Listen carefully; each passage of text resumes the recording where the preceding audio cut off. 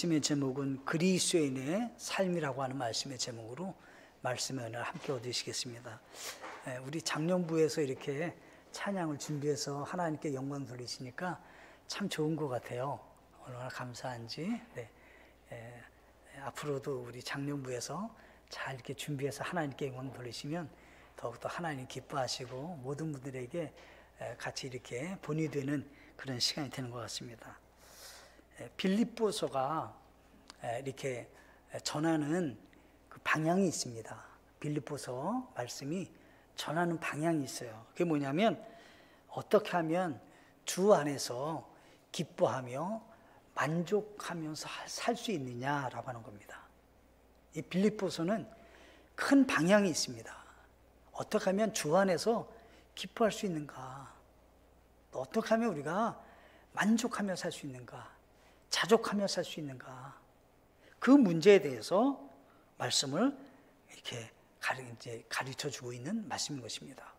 지금 근데 사도 바울은 지금 어떤 위치에 있느냐면 재판을 앞두고 사형 선고가 있을지 아니면 석방이 될지 그 갈림길에 놓여 있는 상태에 있습니다. 그리고 그는 이제 감옥에 있습니다. 그러니까 전혀 기뻐할 수 없고 전혀 그 마음이 평안할 수가 없는 겁니다. 조금은 내일에 대해서, 미래에 대해서 이게 좀 염려가 되는 그런 상태인 것입니다. 그리고 감옥수 안에서 있다 보니까 굉장히 그의 마음은 사실은 불편하고 침침하고 또 오늘과 같이 환경이 좋은 환경이 아니라 훨씬 좋지 않아서 전염병도 돌고 많은 병들이 거기서 이게 있었다고 합니다. 그러니까 이 사도 바울이 환경적으로는 기뻐할 수 있거나 평강을 느끼거나 그의 마음이 여유가 있는 정도는 결코 아닌 겁니다, 지금. 그런데 거꾸로 밖에 자유롭게 사는 사람들에게 내용이 어떤 거냐면 주 안에서 기뻐합시다. 주 안에서 우리가 만족합시다. 자족합시다. 이렇게 말하는 겁니다. 그러면 그것을 인본주의로 얘기한다면 어떻게 했냐면 자기 자아를 자기가 관리해가지고 기뻐해야지. 이럴 때는 마음을 다스려야지. 좋은 일만 생각해야지. 긍정적으로 생각해야지. 이것은 자기 마인드 컨트롤이라 이게 성경에서 말하고 있는 기쁨이 아닌 겁니다. 이건 세상에서는 다 그렇게 하라는 거예요. 인본주의적인 겁니다. 근데 지금 사도 바울은 어디서 기뻐하자고 말하냐면 주 안에서 기뻐하라는 겁니다.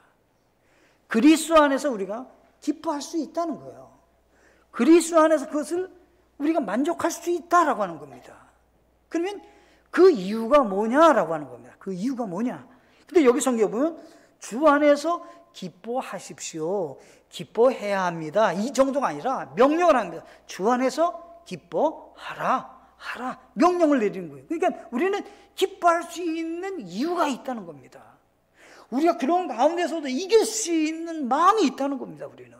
그러니까 이미 내 안에 내주에 있는 주님으로 인해서 기뻐할 수 있다 이런 얘기를 하는 것입니다.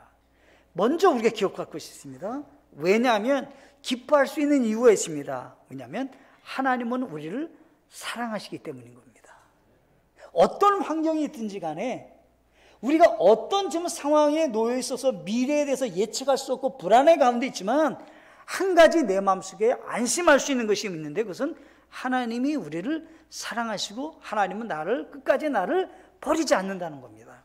로마서 8장 38절과 39절 말씀을 읽어보시겠습니다. 로마서 8장 38절과 39절 말씀을 읽겠습니다.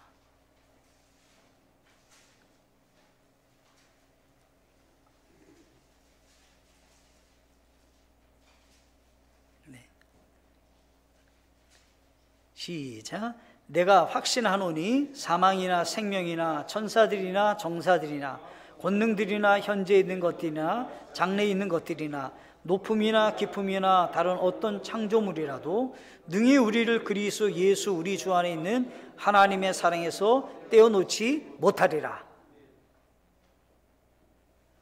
어떤 경우에도 라고 했는데 그것이 너무 많아요. 만약 죽음 앞에 섰어요. 죽음 앞에 놓였다 할지라도 하나님은 나를 사랑하신다는 거예요. 내가 생명을 가졌어요. 내가 해방이라고 한 석방이 됐어요. 그래도 그것 때문에도 나는 하나님의 사랑이 내 안에 있다. 가장 당시 사람들은 천사를 가장 높은 직위에 있는 사람을 생각했어요. 제일 무섭기도 하고 그 모든 것을 이길 수 없다고 생각했어요. 천사들이나 세상의 어떤 권력이라도 어떤 깊은 곳에 내가 빠졌다 할지라도 하나님의 사랑에서는 떼어놓지 못한다는 거예요.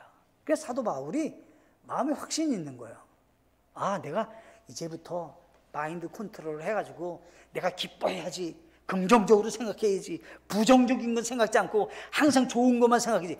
이런 것으로 기뻐하는 것은 제한적이고요. 할 수도 없는 것들이 많이 있어요. 죽음 앞에 있다면 뭘 행복할 수 있어요? 그때 사도 바울은 아닙니다. 우리는 기뻐할 수 있습니다. 왜냐하면 주 안에 있으면 하나님의 사랑이 우리 안에 있기 때문입니다. 라고 하는 겁니다. 두 번째가 있어요. 그건 뭐냐면 히브리서 13장 5절 말씀입니다. 히브리서 13장 5절 말씀.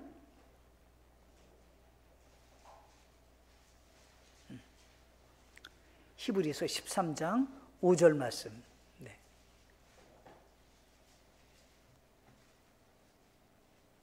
같이 읽겠습니다. 시작. 너희의 행실을 탐욕이 없게 하고 너희가 가진 것들로 만족하라. 그분께서 이르시되 내가 결코 너를 떠나지 아니하고 너를 버리지 아니하리라 하셨느니라. 아멘. 뭐냐면 사람은 항상 탐욕이 있잖아요.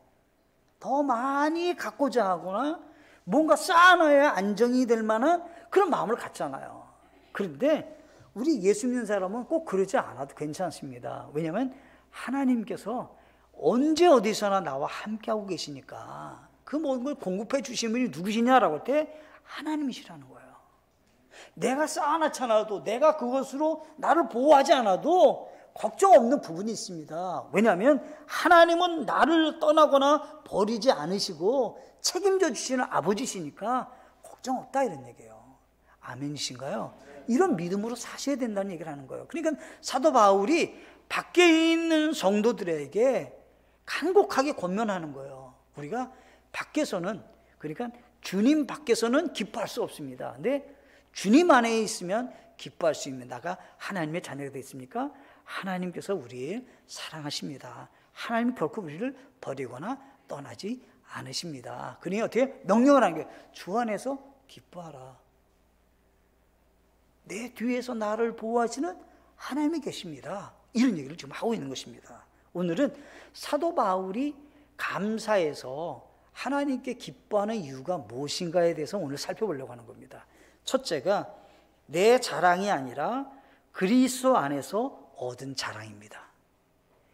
이 사도 바울은 자랑할 것이 많이 있었어요. 육신적으로. 근데 이것이 있기 때문에 내가 기뻐하고 이것이 있기 때문에 다른 사람보다 내가 즐겁게 사는 원인인가? 아니라는 거예요. 나는 그것이 다 없다 할지라도 그리스도 안에 있는 것으로 나는 자랑, 기쁘다, 이런 얘기예요. 기쁘다, 이런 얘기를 하는 겁니다. 그러면 사도 바울의 개인적인 얘기를 해볼게요. 부유한 가정에서 그는 태어났습니다. 그래서 그 사람은 어느 정도로 했냐면 다소 도시에 이렇게 출생한 사람입니다. 근데 그 당시 다소라고 하는 도시에 사는 사람은 자격 요건 중에 어떤 것이면 재산의 수준이 높아야 된다 그래요. 얼마 전에 우리나라에 어떤 뉴스가 나오냐면 트럼프 대통령이 미국의 영주권을 얻으려면 돈으로는 60억인가요? 70억을 내면 영주권을 주겠다, 이렇게 얘기했어요. 그러니까 이제 비관한 예로 그게 로마 당시에는 그런 게 있었다는 거예요. 로마 당시에는 내가 로마 시민권으로서 갖고 살려면 기본적인 일정의 수준이 있는 재산이 있어야 되는데, 오늘 보면 미국의 영주권을 가지려면 70억을 주면은 영주권을 주겠다는 거예요. 그 당시에 다소성 사람이다. 로마의 그러면 그 사람은 일정한 수준이 있었다는 거예요, 재산이. 그러니까 이 사도 바울은 상당히 부유한 가정에 출생한 사람이에요. 두 번째, 이 사람은 이 로마 제국하에서도 부유했지만 이 아버지가 히브리인인데 이 히브리인 가운데 종교적인 개념에서도 아주 자랑스러운 것이 있었는데 그게 뭐냐면 8일 만에 할례를 받았다는 거예요. 그러니까 히브리인으로 태어났다면, 유대인으로 태어났다면 엄마 아버지가 히브리인이라면 남자아이에게 할례를 주는데 이 할례를 난 받아서 아브라함의 후손이라고 하는 것이 정확하게 자랑스럽게 가질 수 있게 했다는 거예요. 그러니까 나는 우리 부모님이 종교적으로 훌륭한 분이었다. 또 한 가지가 있어요. 뭐냐면 나는 베냐민 지파의 후손이라는 거예요. 그러면 이스라엘 사람들 가운데는 베냐민 지파에 소속됐다는 것이 왜 그에겐 자랑거리가냐면 야곱이라는 분이 아내 라헬을 통해서 태어난 아들이 요셉과 베냐민이에요. 그러니까 이 야곱이라는 사람으로 인해서 12지파를 형성하게 됐는데 12아들 중에서 2아들만이 아버지가 사랑해서 결혼한 사람은 라헬이에요. 그러니까 라헬의 몸에서 태어난 사람이 요셉과 베냐민인데 나는 베냐민에서 태어난 막내 아들로 태어난 나는 후손이라는 거예요. 그뿐만 아니래요. 베냐민 지파에서 첫 번째 왕이 탄생이 됐어요. 그분이 사울 왕이에요. 그래서 그 당시 사울이라고 하는 이름을 갖는다는 얘기는 베냐민 지파에서 가장 존경하고 가장 사랑하는 사람이 사울 왕인데 이 사울 왕의 이름을 그는 본따서 베냐민 지파에 이렇게 훌륭한 사람이 됐으면 좋겠다 하는 부모님의 아마 기대가 있었던 것 같아요. 그래서 사울입니다. 그리고 이름 자체가 뭐냐면 큰 자예요. 큰 자. 너는 앞으로 큰 사람이 되라는 겁니다. 큰 사람이 되라는 거예요. 그리고 그 사람이 예수 믿고 난 다음에 어때요? 바울이 돼버렸어요. 작은 자라는 거예요. 내가 예수님 안에서 보니까 내가 큰 자가 아니라 작은 자다 하는 거예요. 그래서 그 사람의 이름을 바울로 바꿨지만 과거에 그는 이름이 사울이에요. 그래서 사도 바울이라는 사람이 과거 이름이 사울이에요. 사울. 그래서 사울이라는 사람이기 때문에 이 사람은 굉장히 당시로는 종교적인 개념에서 아버지의 그 기준 속에서는 상당히 좋은 가문에 출생했고 좋은 환경 속에서 성장하게 된 것입니다. 뿐만 아닙니다. 여기 보니까 이 사도 바울은 히브리인 중에 히브리인이라고 했습니다. 그러니까 이스라엘 사람들은 혈통을 중시 여겼는데 어머니와 아버지가 확실하게 유대인의 혈통을 그대로 더럽히지 않고 내려온 가문에서 이 사도 바울은 출생했다는 거예요. 그러니까 나는 히브리인 중에서도 핵심적인 사람이다. 나는. 그러니까 얼마나 난 자랑스러워. 육신적으로 자랑한 것이 많이 있다 이 말이에요. 나는. 그런데 그 사람이 예수 믿고 난 다음에 바뀌었다는 거예요. 그게 무슨 자랑거리가 되냐는 거예요. 내가. 그거는 내가 정말 자랑거리가 안 되고 그리스도 안에 있다는 것이 난 자랑. 내가 이제 예수님 안에 있다고 하는 것이 나에게는 자랑거리다. 내가 그걸 모를 때는 내 육신이 뭐 대단해가지고 내 가문이 어떻고 그런데 그게 무슨 자랑이냐. 자랑이 아닌다는 거예요. 여기 이제 빌립보서 3장 8절에 보시면 이렇게 얘기했습니다. 참으로 확실히 모든 것을 손실로 여김은 그리스도 예수 내주를 아는 지식이 뛰어나기 때문이라. 내가 그분을 위하여 모든 것에 손실을 입고, 거기서 중요한 부분이에요. 내가 그분을 위하여 모든 것에 손실을 입고, 내가 이제까지 예수 믿기 전에 가졌던 많은 것들이 내게 자랑거리고 내가 참 좋다고 생각했는데 내가 예수님을 위해서 생각해보니 그거는 다 버려야 될 거다 이 말이에요. 그래서 어떻게 해요? 손실이 입는다. 그냥 내가 다 갖다 버린다고. 이거는 내게 유익하지 않았다. 이게 무슨 자랑거리냐.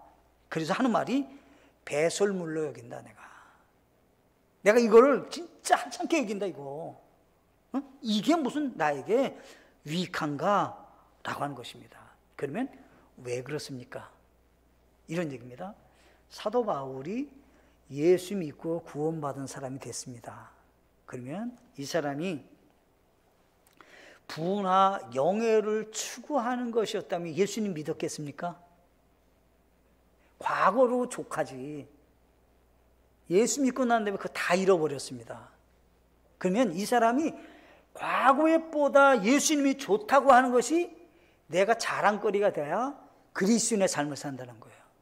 과거 것을 추구하고 과거 것에 못 이겨. 그것을 못 잊고 그것을 추구하고 있어. 그럼 그리스도 안에 있는 좋은 것들 나는 모른다는 거예요. 그것이 사도 바울을 보라는 거예요. 사도 바울이 자기는 부나 영예를 얻고자 하는 욕망으로 예수님을 따랐고 예수님을 위해서 삶을 살았나? 그런 게 뭐가 있어요? 그 사람은 일생 고난받다 죽었는데, 만약에 그런 것이 예수 믿는 것의 첫 번째 조건이었다면 그리스도 안에서 자랑할 게 없는 거예요. 이 사람은.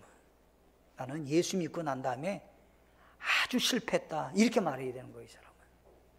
왜 그렇지 않았잖아요. 이 사람이. 정말 예수 믿는 것이 너무 좋다고 그랬어요. 왜냐하면 과거의 육신적인 것과 예수 믿고 난 다음에 비교를 해보라는 거예요. 나는 그렇지 않았다라고 하는 거예요. 한번 또 보세요. 권력을 추구했나요? 사도 바울은 권력을 추구했다면 얼마든지 높은 위치에 올라갈 수 있는 많은 조건들이 그에게 있었을 거예요. 그런데 그 사람이 어때요? 권력이 아니라 이제는 어때요? 마지막에 자기의 생명을 자기가 지키지 못해서 단두대에 목이 잘려서 죽는 거예요. 순교당하는 거예요. 이 사람이. 무슨 권력이에요? 만약에 자기의 이익을 추구하는 삶을 살았다면 그리스도를 위해서 모든 것을 손실로 입겠어요? 그걸 더 많이 가져야지.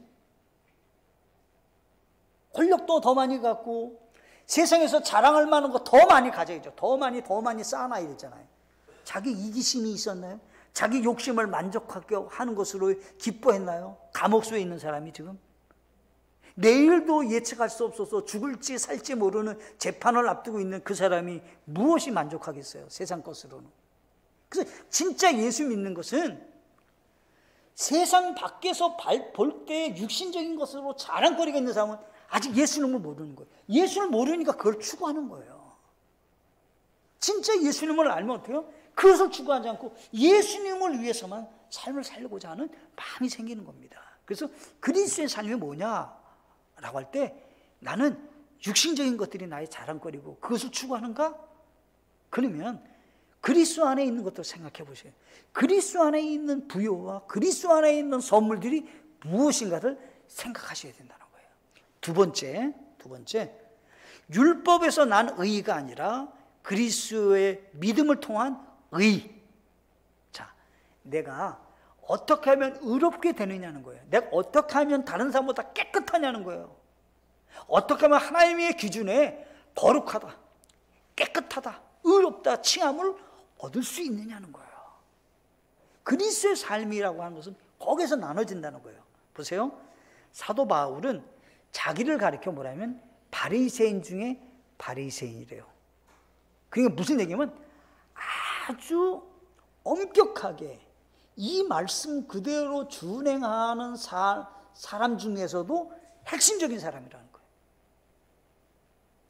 그럼 이 사람이 얼마나 거룩하게, 경건하게, 깨끗하게 구별된 삶을 살려고 노력했는 걸 알 수 있잖아요. 근데 이 사람이 하는 말이에요. 3장 6절에 빌립보서 3장 6절 열심에 관한 한 교회를 핍박하고 했고 율법에 있는 의에 대하여는 흠이 없는 자로다. 율법이라고 하는 법이라고 하는 그 테두리 안에서 나는 다른 사람이 비춰보면 흠이 없다. 이렇게 말할 정도의 사람입니다. 지금. 근데 이 사람이 고백하는 거예요.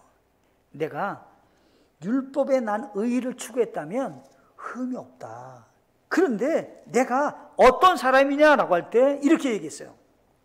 여기 말씀을 보면 9절에 보면 율법에서 난 자신의 의의가 아니라 그리스도의 믿음을 통한 의, 곧 믿음으로 말미암아 하나님에게서 난 의를 소유한 채 그분 안에서 발견되려 함이라. 자, 이게 율법 안에서 의를 추구했어요. 과거에는 내가 법을 지켜서 이런 얘기요. 착한 일을 많이 해서. 그래서 어떤 분이 그렇게 했대요.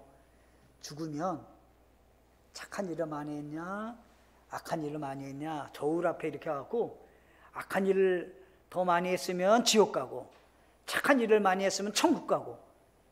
이 사람이 아마 과거에 그렇게 생각했던 것 같아요.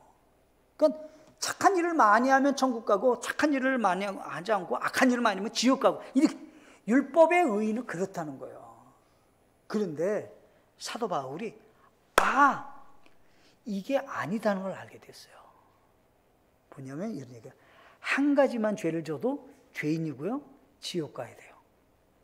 악한 일을 많이 하고 착한 일을 많이 하는 게 아니라 한 가지만 죄를 져도 죄인이기 때문에 지옥 가야 돼요. 이게 기가 막힌 얘기잖아요. 하나님이 보실 때는 죄인이라고 하는 기준이 어떤 기준이냐라고 할 때, 태어날 때부터 우리가 죄인으로 태어난 것도 있지만 한 가지만 죄를 져도 그 사람은 모든 율법을 어긴 사람이에요. 그러니까 이 사람은 이걸 해결할 길이 없는 거예요. 해결할 길이 없는 거예요. 근데 자기는 율법으로 어떻게든지 의롭게 되려고 했다는 거예요. 근데 율법이 준 목적이 있어요. 로마서 3장 20절에 보면 한번 찾아보시겠습니다. 로마서 3장 20절.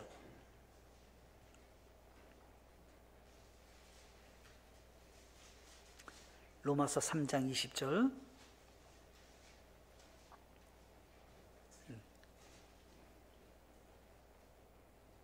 같이 읽겠습니다. 시작. 그러므로 율법의 행위로는 어떤 육체도 그분의 눈앞에서 의롭게 될 수 없나니 율법으로는 죄를 알게 되니라. 자, 율법을 지켜서 그 행위가 의롭게 될 사람이 있느냐 하면 아무도 없다는 거예요. 왜 없느냐? 왜냐면 한 가지만 죄를 져도 지옥 가니까. 100일 가운데 99일 지키다가 하루 어겼어요. 그래도 그 사람 지옥 가야 되는 거예요. 그러니까 여기에 100% 해서 갈 수 있는 사람은 없어요. 성경에서 말하는 죄의 기준은 어느 정도냐면, 드러나지 않고 속으로만 생각해도 죄예요. 속으로 악한 것만 해도 죄예요. 그러니까 벗어날 길이 없는 거예요. 그러면 율법을 하나님이 주신, 기준이라고 하는 법을 주신 목적이 있다는 거예요. 조금 전에 읽었잖아요. 3장 20절에 율법으로는 뭐를 한다고요? 죄를 알게 되니라.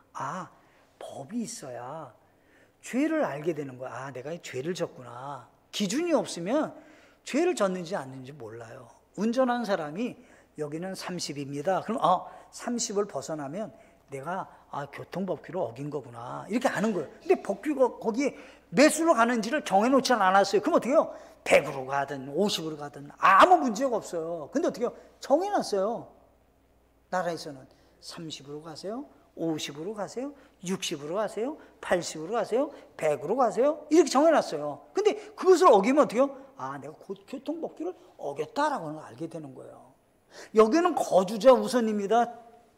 주차를 못합니다. 거주자만 됩니다.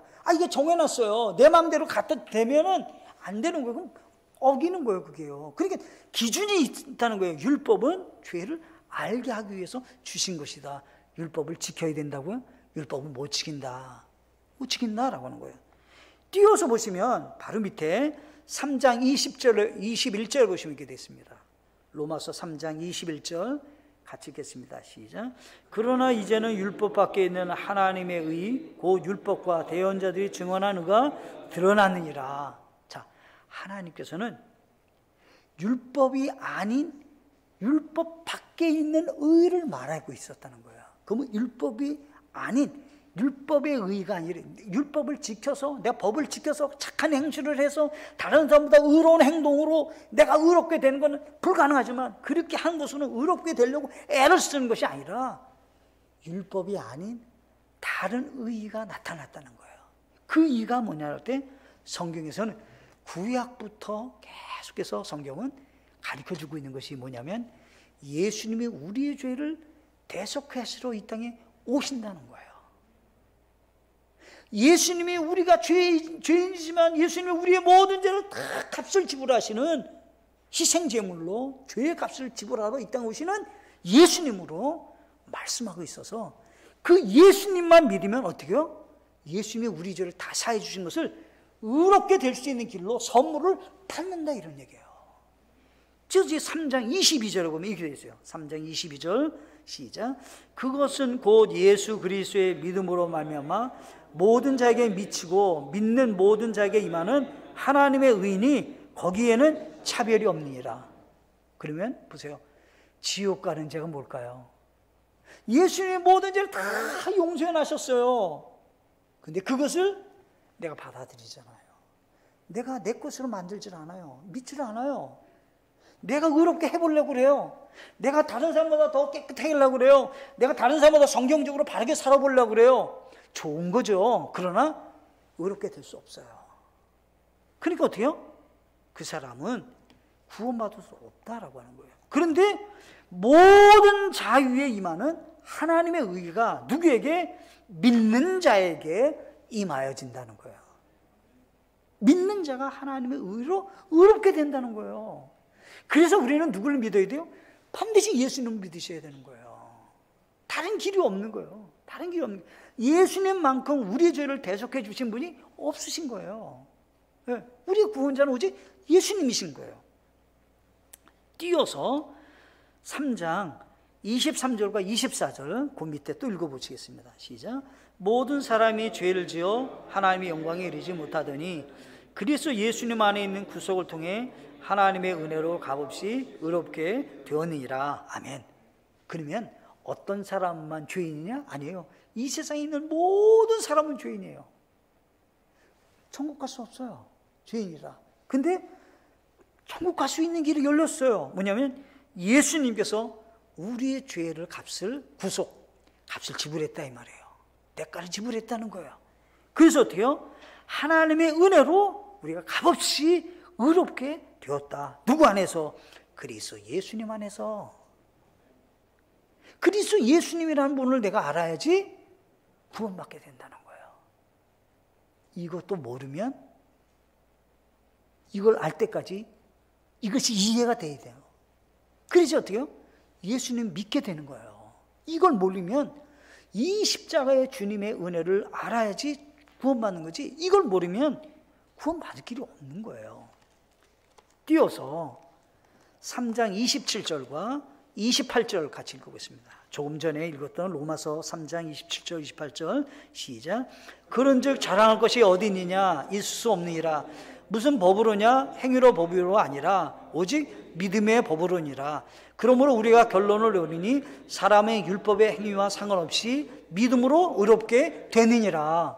제 얘기가 아니에요. 성경에서 뭐 우리가 그러면 구원받은 것이 자랑할 것이 있느냐? 다른 사람보다 내가 거룩하다고, 내가 교회 생활을 얼마나 열심히 하고 얼마나 주님을 섬겼는지, 얼마나 주님 앞에 내가 살으려고 노력했는지 자랑할 것이 있느냐? 없다. 왜?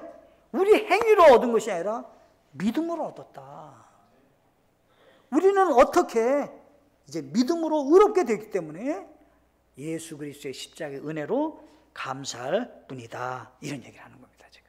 그러니까 사도 바울이 그리스도인의 삶이라고 하시 얼마나 복된 건지 아느냐. 이게 율법의 의로 구원받는 것이 아니라 예수 그리스도를 믿음을 통해서 하나님의 의로 구원받은 것, 이게 얼마나 감사한 일인가. 과거에요, 제가 어린 시절만 해도요, 시골에 가서 예배 드리면요, 아침마다 할머니들 거기 모은 식구들 오면 찬송이 문제예요. 울어도 못하네 눈물만. 맨날 회개기도 하는 거예요. 맨날